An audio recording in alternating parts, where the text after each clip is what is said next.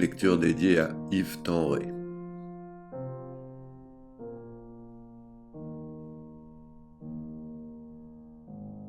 Stéphane Mallarmé. Divagation. 1897.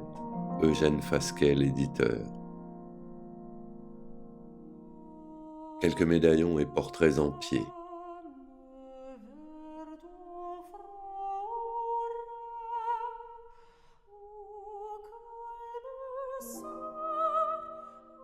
Arthur Rimbaud. Lettre à Monsieur Harrison Rhodes. J'imagine qu'une de ces soirées de mardi, rares, où vous me fîtes l'honneur, chez moi, d'ouïr mes amis converser, le nom soudainement d'Arthur Rimbaud se soit bercé à la fumée de plusieurs cigarettes, installant, pour votre curiosité, du vague. Quel, le personnage, questionnez-vous? Du moins avec des livres, Une saison en enfer, Illumination, et ses poèmes, naguère publiés en l'ensemble, exercent-ils sur les événements poétiques récents une influence si particulière que, cette allusion faite, par exemple, on se taise énigmatiquement et réfléchisse, comme si beaucoup de silence, à la fois, et de rêverie s'imposaient, ou d'admiration inachevée. Doutez, mon cher hôte, que les principaux novateurs maintenant, voire un, à l'exception peut-être, mystérieusement, du magnifique aîné qui leva l'archet, Verlaine, est à quelque profondeur et par un trait direct subi Arthur Rimbaud. Ni la liberté allouée au vers ou, mieux, jaillit telle par miracle, ne se réclamera de qui fut, à part le balbutiement de tout dernier poème ou quand il cessa, un strict observateur du jeu ancien. Estimer son plus magique effet produit par l'opposition d'un monde antérieur au Parnasse, même au romantisme, ou très classique, avec le désordre somptueux d'une passion, on ne saurait dire rien que spirituellement exotique. Éclat, lui, d'un météore allumé sans motif autre que sa présence, issu seul et s'éteignant.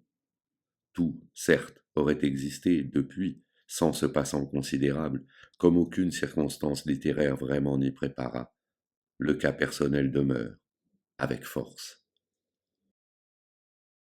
Mes souvenirs, plutôt ma pensée, souvent à ce quelqu'un, voici, comme peut faire une causerie en votre faveur immédiate. Je ne l'ai pas connu, mais je l'ai vu, une fois, dans un des repas littéraires en hâte, groupés à l'issue de la guerre, le dîner des vilains bonshommes, certes, par antiphrase, en raison du portrait qu'aux convives d'Eddie Verlaine. L'homme était grand, bien bâti, presque athlétique, un visage parfaitement ovale d'ange en exil, avec des cheveux châtain clair mal en ordre, et des yeux d'un bleu pâle inquiétant.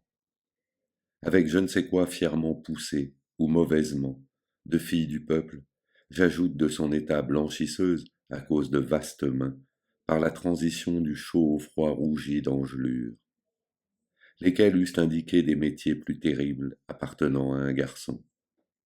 J'appris qu'elles avaient autographié de beaux vers, non publiés. La bouche, aux plis boudeurs et narquois, n'en récita aucun. Comme je descendais des fleuves impassibles, je ne me sentis plus guidé par les hâleurs. Des peaux-rouges criards les avaient pris pour cible, les ayant cloués nus aux poteaux de couleur. Et, plus douce qu'aux enfants la chair des pommes sûres, l'eau verte pénétra ma coque de sapin, et des taches de vin bleu et des vomissures me lava dispersant gouvernail et grappin. Et j'ai rêvé la nuit verte aux neiges éblouies, baiser montant aux yeux des mers avec lenteur, la circulation des sèves inouïes, et l'éveil jaune et bleu des phosphores chanteurs. Et, parfois, martyr lassé des pôles et des zones, la mer dont le sanglot faisait mon roulis doux, montait vers moi ses fleurs d'ombre aux ventouses jaunes, et je restais, ainsi qu'une femme, à genoux. Et j'ai vu des archipels sidéraux et des îles, dont les cieux délirants sont ouverts aux vogueurs. Est-ce en ces nuits sans fond que tu dors et t'exiles, millions d'oiseaux d'or aux futures vigueurs? Et tout, qu'il faudrait dérouler comme primitivement s'étire un éveil génial, en ce chef-d'œuvre, car le bateau ivre était fait à l'époque déjà. Tout ce qui a peu de là parerait les mémoires et en surgira tant qu'on dira des vers, se taisait parmi le nouveau venu, ainsi que les assis, les chercheuses de poux, premières communiantes, du même temps, ou celui d'une puberté perverse et superbe. Notre curiosité, entre familiers, sauvée des mots publics, omit un peu cet éphèbe au sujet de qui courait, cependant, que c'était à 17 ans, son quatrième voyage, en 1872 effectué ici, comme les précédents à pied. Non, un ayant eu lieu de l'endroit natal, Charleville, dans les Ardennes, vers Paris, fastueusement d'abord, avec la vente de tous les prix de la classe de rhétorique par le collégien. Rappel, hors hésitation entre la famille, une mère d'origine campagnarde, dont séparé le père, officier en retraite, et des camarades, les frères Cros, forains futurs et toujours et irrésistiblement Verlaine. Un va-et-vient résultait, au risque de coucher, en partant, sur les bateaux à charbon du canal, en revenant, de tomber dans un avant-poste de fédérés ou combattants de la commune. Le grand gars, adroitement, se fit passer pour un franc-tireur du parti, en détresse, et inspira le bon mouvement d'une collecte à son bénéfice. Menu fait, quelconque et, du reste, propre à un, ravagé violemment par la littérature le pire désarroi, après les lentes heures studieuses au banc, aux bibliothèques, cette fois maître d'une expression certaine, prématurée, intense, l'excitant à des sujets inouïs, en quête aussitôt de sensations neuves, insistait-il, pas connues, et il se flattait de les rencontrer en le bazar d'illusions des cités, vulgaires, mais qui livrent aux démons adolescents, un soir, quelques visions grandioses et factices continuées, ensuite, par la seule ivrognerie. L'anecdote, à bon marché, ne manque pas le fil rompu d'une existence en laissa choir dans les journaux. À quoi bon faire, centième, miroiter ces détails jusqu'à les enfiler en sauvage verroterie, et composer le collier du roi nègre, que ce fut la plaisanterie tard de représenter dans quelque peuplade inconnue le poète. Vous ambitionnerez de suivre, comme je les perçois, et pour y infuser le plus de belles probabilités les grandes lignes d'un destin significatif, lequel doit garder dans ses écarts d'apparence le rythme, étant d'un chanteur et quelque étrange simplicité. Toutefois, en remerciant de m'aider par votre question à évoquer pour moi-même, la première fois dans l'ensemble, cette personnalité qui vous séduit, mon cher ami, je veux comme exception remémorer une historiette qu'avec des sourires me contait délicieusement Théodore de Banville. La bonté de ce maître était secourable, on le vint trouver, à l'intention d'un des nôtres, et précisait-on en quelque jargon, de permettre qu'il fît du grand art. Banville opina que pour ce résultat, d'abord, le talent devenant secondaire, une chambre importante, ou gîté, la loua dans les combles de sa maison rue de Bussy. Une table, l'encre et les plumes comme accessoires, du papier, un lit blanc aussi, pour les moments où l'on ne rêve debout, ni sur la chaise. Le jeune homme errant fut installé, mais quelle, la stupéfaction du donateur méthodique, à l'heure où la cour interne unit par l'arôme les dîners, d'entendre des cris poussés à chaque étage et, aussitôt, de considérer nu, dans le cadre de mansarde là-haut, quelqu'un agitant éperdument et lançant par-dessus les tuiles du toit, peut-être pour qu'ils disparussent avec les derniers rayons du soleil, des lambeaux de vêtements. Et comme il s'inquiétait, près du Dieu, de cette tenue, enfin, mythologique, c'est, répondit Arthur Rimbaud à l'auteur des Exilés, qui dut convenir de la justesse impliquée, certainement, par cette observation et accuser sa propre imprévoyance, que je ne puis fréquenter une chambre aussi propre, virginale, avec mes vieux habits criblés de poux. L'hôte ne se jugea correct qu'après avoir adressé des effets à lui de rechange et une invitation devant le repas du soir, car l'habillement, outre le logis, ne suffit pas. Si l'on veut produire des poèmes remarquables, il tarde également de manger. Le prestige de Paris usé, aussi Verlaine entre de naissantes contrariétés de ménage et quelque appréhension de poursuite, comme fonctionnaire humble de la commune, certes, décidait Rimbaud à visiter Londres. Ce couple y mena une orgiaque misère, humant la libre fumée de charbon, ivre de réciprocité. Une lettre de France bientôt pardonnait, appelant l'un des transfuges pourvu qu'il abandonnât son compagnon. La jeune épouse au rendez-vous attendait une réconciliation parmi mère et belle-mère. Je crois au récit supérieurement tracé par M. Berrichon, et indique selon lui une scène poignante au monde, attendu qu'elle compta pour héros, l'un blessé comme l'autre délirant, deux poètes dans leur farouche mal. Priés par les femmes ensemble, Verlaine renonçait à l'ami. Mais le vit, à la porte de la chambre d'hôtel, fortuitement, vola dans ses bras le suivre, n'écouta l'objurgation par celui-ci, refroidi, de n'en rien faire, jurant que leur liaison devait être à jamais rompue. Même sans le sou, quoique seulement à Bruxelles en vue d'un subside pécuniaire, pour regagner le pays, il partirait. Le geste repoussait Verlaine qui tira, égaré, d'un pistolet sur l'indifférent, et tomba en larmes au devant. Il était dit que les choses ne resteraient pas. J'allais énoncer en famille.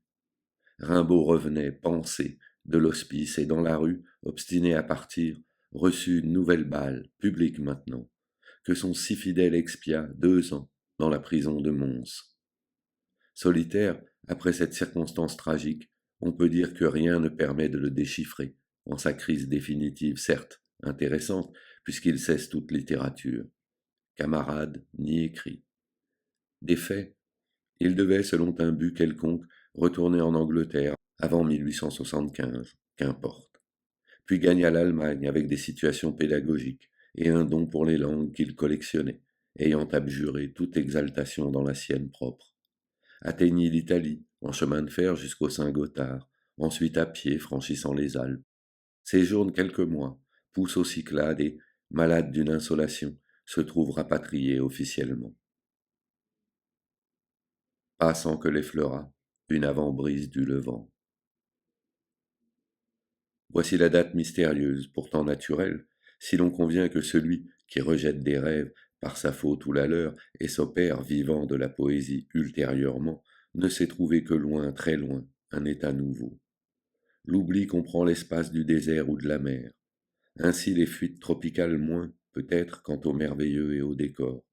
Puisque c'est un soldat racolé, 1876, sur le marché hollandais, pour Sumatra, déserteur dès quelques semaines, rembarqué au coût de sa prime par un vaisseau anglais, avant de se faire audacieusement marchand d'hommes à son tour, y amassant un pécule perdu en Danemark et en Suède, d'où rapatriement. En chef des carrières de marbre dans l'île de Chypre, 1879, après une pointe vers l'Égypte, à Alexandrie et, on verra, le reste des jours en traitant. L'adieu total à l'Europe au climat et usages insupportables. Également est ce voyage au Harar, près de l'Abyssinie, théâtre hier d'événements militaires, où, comme les sables, s'étend le silence relativement à tout acte de l'exilé. Il trafiqua sur la côte et l'autre bord à Aden. Le rencontra-t-on toutefois à ce point extrême? Féeriquement d'objets précieux encore, comme quelqu'un dont les mains ont caressé jadis les pages, ivoire, poudre d'or ou encens. Sensible à la qualité rare de sa pacotille, peut-être pas, comme entaché d'orientalisme mille et une nuits, ou de couleurs locales, mais au paysage bu avec soif de vastitude et d'indépendance. Et si, l'instinct des vers renoncé, tout devient inférieur en s'en passant, même vivre, du moins que ce soit virilement, sauvagement, la civilisation ne survivant chez l'individu à un signe suprême. Une nouvelle inopinée en 1891 circula par les journaux, que celui qui avait été et demeure pour nous un poète, voyageur, débarqué à Marseille, avec sa fortune et opéré, arthritique, venait d'y mourir. Sa bière prit le chemin de Charleville, accueilli dans ce refuge jadis de toute agitation, par la piété d'une sœur. Je sais à tout le moins la gratuité de se substituer aisément à une conscience, laquelle dut, à l'occasion, parler haut pour son compte dans les solitudes. Ordonner en fragments intelligibles et probables, pour la traduire, la vie d'autrui est tout juste impertinent. Il ne me reste que de pousser à ses limites ce genre de méfaits. Seulement je me renseigne. Une fois, entre des migrations vers 1875, le compatriote de Rimbaud et son camarade au collège, M. Delahaye, à une réminiscence de qui ceci puise, discrètement l'interrogea sur ses vieilles visées, en quelques mots, que j'entends comme eh bien, la littérature. L'autre fit la sourde oreille, enfin répliqua avec simplicité que non, il n'en faisait plus, sans accentuer le regret ni l'orgueil. Verlaine, à propos duquel la causerie le pressa, rien sinon qu'il l'évitait, plutôt comme déplaisante, la mémoire de procéder à son avis excessif. L'imagination de plusieurs, dans la presse participant au sens, habituel chez la foule, des trésors à l'abandon ou fabuleux, s'enflamma de la merveille que des poèmes restassent, inédits peut-être, composés là-bas. Leur largeur d'inspiration et l'accent vierge, on y songe comme à quelque chose qui eût pu être. Avec raison, parce qu'il ne faut jamais négliger, en idée, aucune des possibilités qui volent autour d'une figure. Elles appartiennent à l'original même contre la vraisemblance, y plaçant un fond légendaire momentané, avant que cela se dissipe tout à fait. J'estime néanmoins que prolonger l'espoir d'une œuvre de maturité nuit, ici, à l'interprétation exacte d'une aventure unique dans l'histoire de l'art, celle d'un enfant trop précocement touché et impétueusement par l'aile littéraire qui, avant le temps presque d'exister, épuisa d'orageuses et magistrales fatalités, sans recours à du futur. Une supposition, autrement forte, comme intérêt, que d'un manuscrit démenti par le regard perspicace sur cette destinée, hante relative à l'état du vagabond s'il avait, de retour, après le laisser volontaire des splendeurs de la jeunesse, appris leur épanouissement parmi la génération en fruits opulents, non moins, et plus en rapport avec le goût jadis de gloire, que ceux là-bas aux oasis. Les aurait-il reniés ou cueillis? Le sort, avertissement à l'homme du rôle accompli, sans doute afin qu'il ne vacille pas en trop de perplexité, trancha ce pied qui se posait sur le sol natal étranger, où tout de suite et par surcroît, la fin arrivant, établie, entre le patient et diverses voix, lesquelles, souvent, l'appelèrent notamment une du grand Verlaine, le mutisme que sont un mur ou le rideau d'hôpital.